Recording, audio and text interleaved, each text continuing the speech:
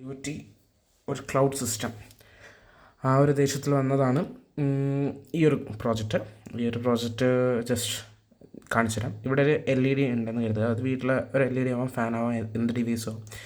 ഇതൊരു ESP8266 ആണ്. ഇതൊരു OLED ആണ്, OLED ഡിസ്പ്ലേ ആണ്. ഇത് റാസ്ബെറി പൈ ആണ്. ഇതാണ് നമ്മുടെ പൈക്ലോഡിൻ്റെ ഏജൻറ്റ്, അതായത് പുറത്ത് ഇൻ്റർനെറ്റുമായിട്ട് നമ്മളെ നെറ്റ്വർക്കിനെ ബൈൻഡ് ചെയ്യാനുള്ള ഒരു സിസ്റ്റം. അതിൽ കുറച്ച് ഒരു കാര്യം റൺ ചെയ്യുന്നുണ്ട് ഒരു ഡോക്കറിൽ.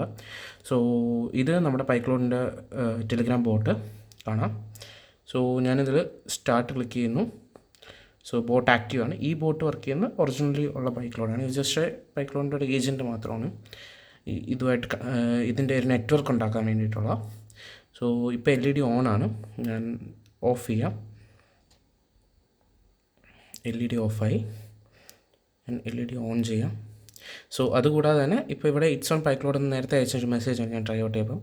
സെൻഡ് എന്നൊരു മെസ്സേജ് ഞാൻ ക്ലിക്ക് ചെയ്തു.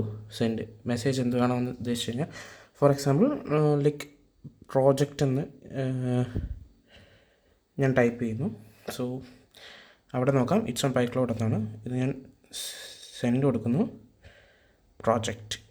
സോ റിയൽ ടൈമായിട്ട് ഈ ബോട്ട് API ആയിട്ട് കമ്മ്യൂണിക്കേറ്റ് ചെയ്യും. API അത് ഈ റാസ്ബെറി പൈക്ക് കൈമാറും, റാസ്ബെറി പൈ ഇതിലോട്ട് കൈമാറും. സോ അതാണ് വർക്കിംഗ്.